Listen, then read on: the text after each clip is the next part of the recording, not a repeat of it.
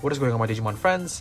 And today I'm finally doing a Blackwargreymon deck profile, but I also added the brand new Gaiomon from BT09 in this deck. And yeah, I can't wait to show you guys what I run, and let's get right into it. So this is my ratios for the DIgitamas. I run 3 copies of the brand new Coromon and 2 copies of the BT05 Coromon, as they both contain the Greymon and Omnimon card name effect. For this one, it gets 1k, and for this one, it draws me a card. I prefer the power over the draw card because this deck has a lot of search power, so therefore I don't really need to draw as much. And yeah, let's go to the rookies right away. So these are my rookie lineups. I run 4 copies of the Agumon Black, 4 copies of the Anti-X Body Agumon, 4 copies of the Starter Agumon, 2 copies of the BT01 Agumon, and 2 copies of the EX01 Agumon.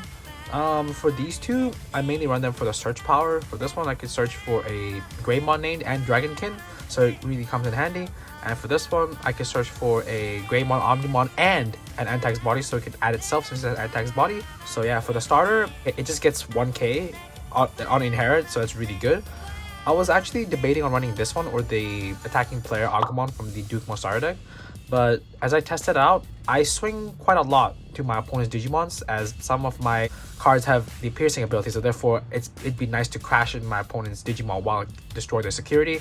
And for the BT01 Agumon, I only run 2 because if I run 4, I will not be seeing my key pieces, and as it can only help me add 1 Tamer, so therefore I like to cut it down short. I don't really feel like running this at all, but I do sometimes need that hard search Tamer, so therefore yeah. And last but not least, the BT01 Agumon, the EX01 Agumon.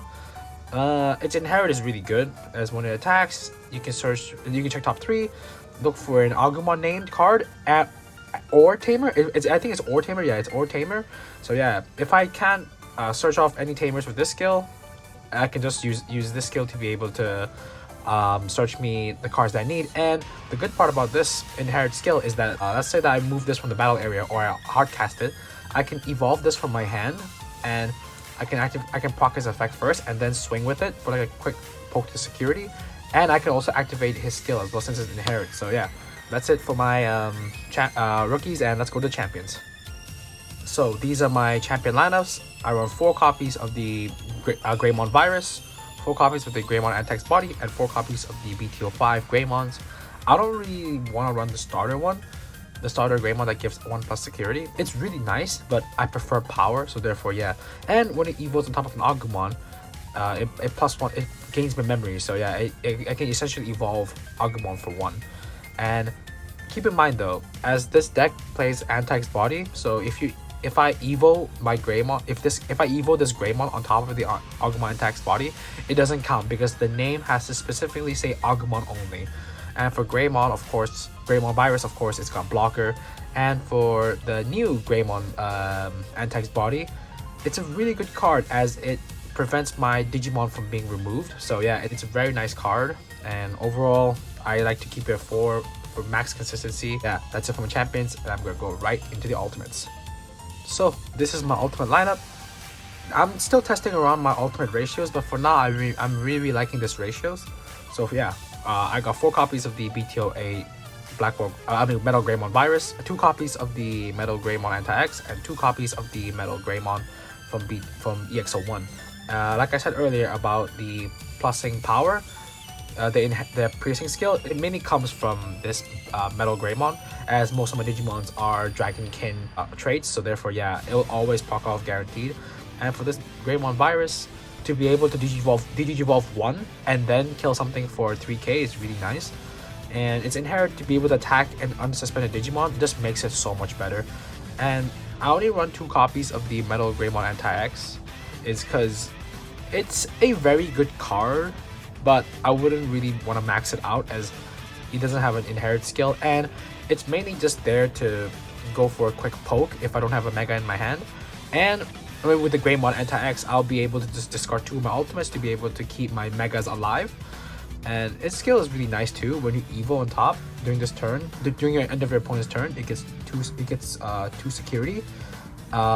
If the Digimon has a Greymon or Anti-X in its source, it gets 3k power, so it's really nice.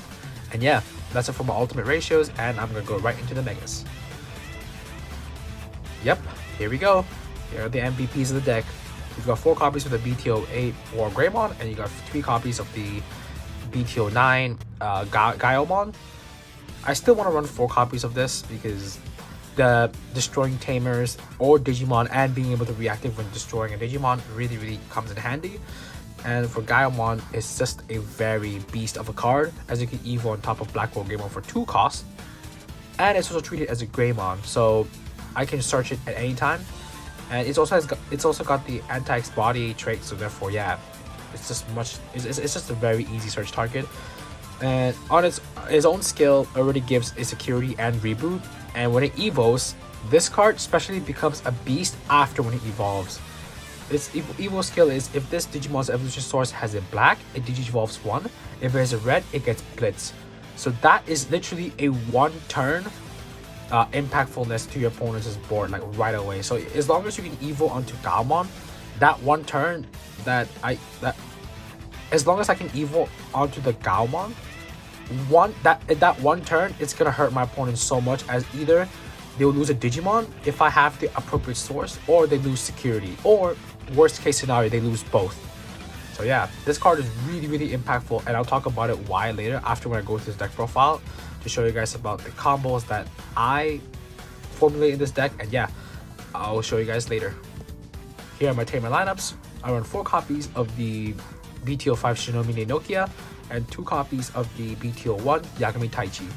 The reason why I run 4 copies of Shinomine Nokia is because I brought 16 Agumons in the deck, so therefore I need as much value as possible to be able to put them on board. So by activating Nokia skill, I'm able to on-play an Agumon for free from my hand. And for Taichi's, it's a memory resetter, and it gives +1 security that easily if I have 4 more sources. But this deck plays anti-X body, so reaching 4 sources wouldn't be that much of a problem.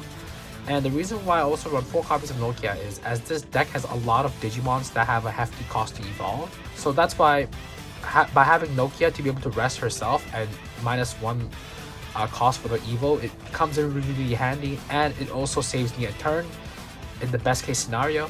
And yeah, Taichi's just, I mean, it's just a very staple red tamer, so therefore I really like it.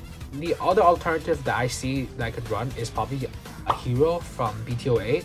I have 2 copies of them right now, but I just really like Taichi's for that extra pressure on the security, as this deck's really aggressive. And yeah, that's it for my Tamers. Last but not least, I only run 2 copies of the Black Memory Boost.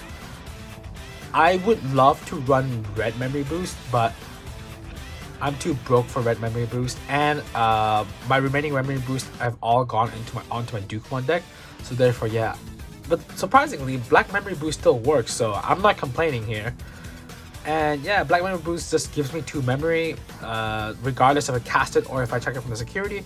And if I cast it, it checks top 4, give me a Black Digimon, and then the rest of it goes at the bottom, which is really nice.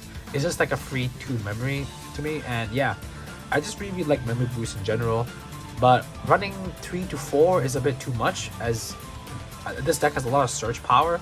So most of the Memory Boost will just go to the bottom of the deck anyway. And running 2 copies is surprisingly more than enough. And yeah, that's it for my option cards, and I'm going to show you guys the combos. Depending on matchups, I will be evolving into one of these Metal Greymons, and my main idea is to be able to evolve on either one of these Metal Greymons into Metal Greymon Anti-X, as it gives 1 security and plus 3k power until my opponent's turn, and I can swing with it to my opponent's security, and it does 2 security guaranteed. And after that, if I knew that I was going to destroy my opponent's Digimon, I would go on to the Blackwargreymon to be able to reactivate it again and swing again. But if not, then I'll have to go into Gaiomon, as I need to be able to use its ability to reboot to prevent my opponent from attacking it. But knowing me, that if I'm going to be swinging, I'll already know what my plan is anyway. So therefore, my ideal combo would be to evo on top of that into Blackwargreymon. It reactives as I pop my opponent's Digimon for 6 costs. And then if I can choose to either swing again, because it still inherits double security, if you have Taichi is 3, or I could just evo on top of Blackwargreymon into Gaiomon and then swing again for 4 security, because it has 1 security on its own, so there's 2 security. Taichi with 3, and then with his own skill get 4. And this is a very high chance of OTKing someone, but let's say just in case that you don't really need the Gaiomon, right? You can still swing with Blackwargreymon. It still does 3 security, and as I mentioned earlier that I'm running 4 Nokias, so 100% my board will have an Agumon that's just left in the open like this. And if my opponent doesn't pay attention to my Agumons, they get really punished for it. So therefore, yeah, this deck has a very weird way to punish opponents, like with the combination of red and black, to be able to go aggressive while delaying your opponent's moves by digivolving them or destroying their board is really annoying to go against. I really love this combo of red and black, and the reason what makes this deck even more annoying is the Greymon anti-X. To be able to just stay invulnerable for like 2 to 3 times is really scary. This deck is absolutely amazing. I have a lot of fun playing with it. I would love to show you guys on how I work, or how I play against people with this deck. And yeah, that's it for my deck profile, and I will see you guys very soon with different deck profiles coming up soon. And yeah, take care guys, stay safe, and peace. See y'all.